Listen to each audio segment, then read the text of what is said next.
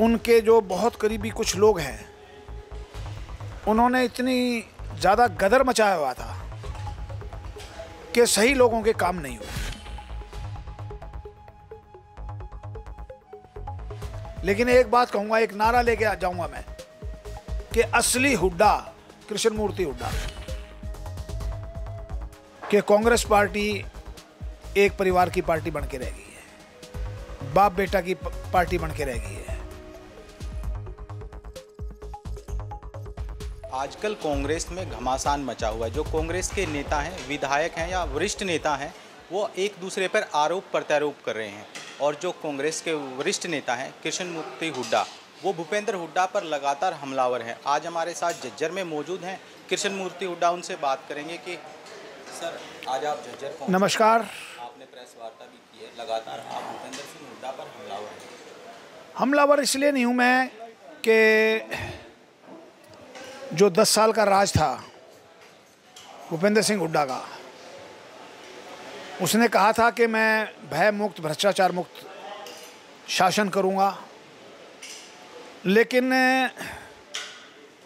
उनके जो बहुत करीबी कुछ लोग हैं, उन्होंने इतनी ज़्यादा गदर मचाया हुआ था कि सही लोगों के काम नहीं हुए।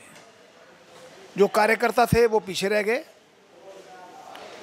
और जो 2 नंबर के काम करने वाले थे वो आगे आ गए। मेरी लड़ाई सिर्फ इस बात की है, मैंने कलोई के अंदर उनकी जो चुनाव क्षेत्र से 5 बार चुनाव जीते हैं, मैंने वहाँ जनसभा की थी। आप अंदाज़ा नहीं लगा सकते इतनी बड़ी संख्या में वहाँ लोग आए, और युवा लोग खास तौर पे, क्योंकि सबसे ज़्यादा अन्याय युवाओं के साथ हुआ है। युवाओं को जिनको नौकरी मिलनी चाहिए थी उनको मिली नहीं, हेरा फेरी करके लोग नौकरियाँ ले गए। तो उस समय जो दलाल किस्म के लोग आगे आए ना, वो भूपेंद्र सिंह हुड्डा भी नहीं समझ पाए वो कैसे वो आगे आ गए, और उन्होंने जिस प्रकार से घपलेबाजी की। जिस तरीके से कांग्रेस की एकजुटता की बात कही जा रही है, कांग्रेस के नेता वो कह रहे हैं कि कांग्रेस एकजुट है, मजबूत है, लेकिन विधायक हैं या वरिष्ठ नेता वो आपस में ही आरोप प्रत्यारोप लगा रहे हैं। जब तक पार्टी का राज नहीं आएगा, कांग्रेस का राज अगर लेना चाहते हो तो कुमारी शैलजा जी हैं, उनको साथ लेना पड़ेगा। किरण चौधरी जी हैं, उनको साथ लेना पड़ेगा। रणदीप सुरजेवाला जी हैं, उनको साथ लेना पड़ेगा। कैप्टन अजय को भी साथ लेना पड़ेगा।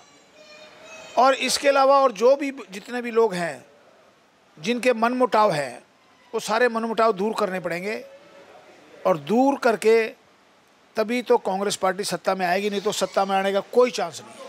राहुल गांधी भारत जोड़ो यात्रा निकाल रहे हैं। जो भाजपा के नेता हैं वो कह रहे हैं कि राहुल गांधी को भारत जोड़ो यात्रा निकालने से पहले कांग्रेस जोड़ो यात्रा निकालनी चाहिए, क्योंकि जो कांग्रेस के नेता हैं वो एक दूसरे पर आरोप प्रत्यारोप या गुटबाजी में कांग्रेस बटी हुई है। राहुल गांधी,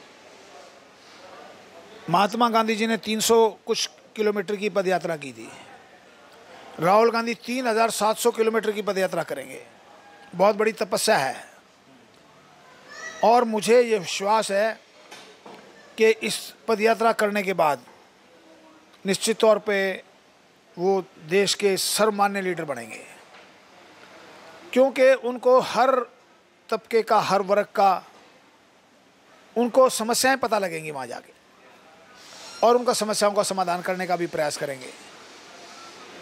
तो ये बहुत बड़ा काम है।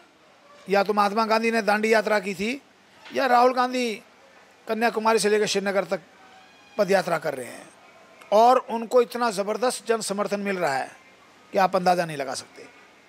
तो मैं समझता हूँ कि वो उनकी पदयात्रा अपने आप में एक मुंह तोड़ जवाब है जो खिलाफ के लोग बोलते हैं, और वो देश के बहुत बड़े लीडर बन के इस पदयात्रा के बाद निकलेंगे। भारत जोड़ो यात्रा हरियाणा में आएगी तो कृष्णमूर्ति हुड्डा स्वागत करेंगे।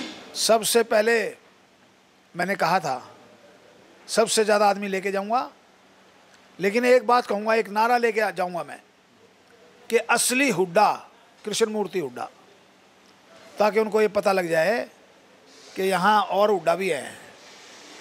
और मैं कोशिश करूँगा कि उनकी जो पदयात्रा में अगर मुझे परमिशन मिल गई तो मैं उनके साथ चलने की कोशिश करूँगा। भूपेंद्र हुड्डा और दीपेंद्र हुड्डा के खिलाफ आपने बिल्कुल विचार दिया है, या विधानसभा की बात करें या लोकसभा लोकसभा का, आपने तो चुनाव का ऐलान भी कर दिया कि चुनाव लड़ूंगा या लोकसभा या विधानसभा। देखिए, आज आम आदमी को एक मैसेज है कि कांग्रेस पार्टी एक परिवार की पार्टी बन के रह गई है, बाप बेटा की पार्टी बन के रह गई है। बाप तो बेचारा भला आदमी है, बेटा घुमा रहा है कांग्रेस को। प्रधान शरीफ आदमी है, उसको कुछ पता नहीं, जो बेटा चाह रहा है वही सब कुछ हो रहा है। तो ये बहुत गलत संकेत हैं। लोगों के अंदर ये बात फैल गई है कि बाप बेटा की पार्टी बन के रह गई कांग्रेस पार्टी, जो 36 बरादरी की पार्टी होती थी, जो सभी वर्गों की पार्टी होती थी, जिसमें सभी वर्ग बढ़ चढ़ के हिस्सा लेते थे। आज इस बात को लेके लोगों में बड़ा भारी रोष है और चुनाव आएगा उस समय लोग रिएक्ट करेंगे इस बात पे। लोकसभा चुनाव लड़ेंगे या विधानसभा चुनाव लड़ेंगे कृष्ण मूर्ति हुड्डा? मेरा मन तो लोकसभा लड़ने का है, बाकी समय बताएगा। कांग्रेस से लड़ेंगे या किसी अन्य पार्टी से? ये भी समय पे बताऊंगा, अभी कुछ नहीं बता पा रहा हूँ, अभी अनडिसाइडेड हूँ। मैंने अपने सपोर्टरों पे, अपने साथियों पे, उन पे छोड़ दिया है। वो कहेंगे तो लोकसभा लड़ूंगा, वो कहेंगे तो विधानसभा लड़ूंगा, लेकिन चुनाव जरूर लड़ूंगा, क्योंकि मैं अपने जीवन के अंतिम पड़ाव में हूँ और बहुत मन है। पिछले 10-15 साल से कोई चुनाव नहीं लड़ा हूँ। मेरे इलाके के लोग तो चाहते हैं कि मैं विधानसभा लड़ूं, लेकिन मेरा मन लोकसभा लड़ने का है, तो दो में से एक चुनाव जरूर लड़ूंगा। आपकी पार्टी के जो नेता हैं या विधायक हैं वो 2024 में या आदमपुर चुनाव में पार्टी की जीत के दावे कर रहे हैं। जिस तरीके से पार्टी में गुटबाजी है, क्या आपको लगता है आदमपुर चुनाव जीत पाएंगे या 2024 में विधानसभा में कांग्रेस सरकार बना पाएगी? देखिए, जिन हालात में पार्टी चल रही है, मुझे कोई उम्मीद नहीं कि 2024 में ये पार्टी सत्ता में आए। जब तक ये पार्टी एकजुट नहीं होगी, जब तक सारे नेता एक गाड़ी में बैठ के नहीं चलेंगे, जब तक कांग्रेस का सत्ता में आना असंभव है। मैं तो सभी नेताओं को, मैं तो शैलजा जी मेरे घर आई थी पीछे, मैंने उनको भी कहा था कि बहन जी सारे इकट्ठे होके चलोगे तो सत्ता आई हुई है, अलग अलग चलोगे तो कोई चांस नहीं है। अब आदमपुर में आज पर्चा भरना था जयप्रकाश ने, कांग्रेस प्रत्याशी ने। मुझे नहीं लगता कि सभी लोग गए होंगे, बहुत से लोग नहीं गए, तो आज से ही उसकी बेचारे की उल्टी गिनती शुरू हो जाएगी अगर नहीं गए तो। अभी पता लगेगा थोड़ी देर में कि कौन कौन गए थे, लेकिन मेरा अनुमान है कि सभी लोग नहीं गए। तो यही है कि जब तक सारे लोग इकट्ठे नहीं होंगे, कांग्रेस का सत्ता में आना असंभव है। आज आप झज्जर पहुँचे? झज्जर के विधायक नौसिखिया हैं, उनसे हल्का तो संभलता नहीं। हल्के में पानी भरा पड़ा है, वो लोग चिल्ला रहे हैं, उनकी आवाज़ तो उठा नहीं रहे, प्रशासन से उनसे काम नहीं करवा रहे। किसानों की समस्याएं हैं, वो तो संभल नहीं पा रही। मेरे खिलाफ और हमारी पार्टी की जो बहुत वरिष्ठ नेता हैं किरण चौधरी जी, उनके खिलाफ बयान दिया जा रहा है। अब किरण चौधरी 2 स्टेटों से एमएलए रह चुकी, वो दिल्ली से भी एमएलए रही हैं और डिप्टी स्पीकर भी रही हैं। 4 बार हरियाणा से रह चुकी, 2 बार वो बड़ी सीनियर मोस्ट मिनिस्टर रही हैं। चौधरी बंसीलाल जी की विरासत उन्होंने संभाली हुई है। आज उनके खिलाफ वो कह रहे हैं कि अलूल जलूल बयानबाजी कर रहे हैं। तो मैं तो सिर्फ यही कहना चाहता हूँ कि कुलदीप वत्स का 1991 में राजनीतिक जन्म भी नहीं हुआ था। हम उस समय के एमएलए हैं, मंत्री रहे 5 साल, कांग्रेस पार्टी में सीनियर मोस्ट आदमी है। आज हमारे जैसे लोगों पे अगर कुलदीप वत्स आरोप प्रत्यारोप लगाता है तो इससे बड़ा दुर्भाग्य और क्या हो सकता है। उनको शर्म आनी चाहिए। उनको किरण चौधरी के खिलाफ जो उन्होंने बयान दिया उसके लिए उनको माफ़ी मांगनी चाहिए और भविष्य में उनको इस प्रकार का कोई काम नहीं करना चाहिए। उन्होंने ये भी बयान दिया कि वो राहुल गांधी से आला कमान से मिलेंगे। जो नेता बयानबाजी कर रहे हैं, कांग्रेस को कमज़ोर कर रहे हैं, चाहे कुलदीप वत्स हो या कोई भी विधायक हो या नेता हो, उसको लेकर भी वो राहुल गांधी से मिलेंगे। आपके खिलाफ जो बयानबाजी हुई उसको लेकर आप भी क्या आला कमान से शिकायत करेंगे? देखिए, मैं तो आला कमान से निश्चित तौर पर शिकायत करूँगा, लेकिन किरण चौधरी तो आज भी मुंबई की जो इलेक्शन की इंचार्ज है, वो प्रभारी हैं, वो आज भी वो मुंबई में हैं और वो मुंबई का चुनाव करा रही हैं। वो श्रीमती सोनिया गांधी की कट्टर सपोर्टर हैं। श्रीमती सोनिया गांधी उनको बहुत पसंद करती हैं और गांधी परिवार कि ये परिवार बहुत नज़दीक है, उनके खिलाफ ये इस प्रकार की बयानबाजी कर रहे हैं तो ये टाइम वेस्ट कर रहे हैं। इनको सोचना चाहिए कि किसके खिलाफ बयानबाजी कर रहे हैं।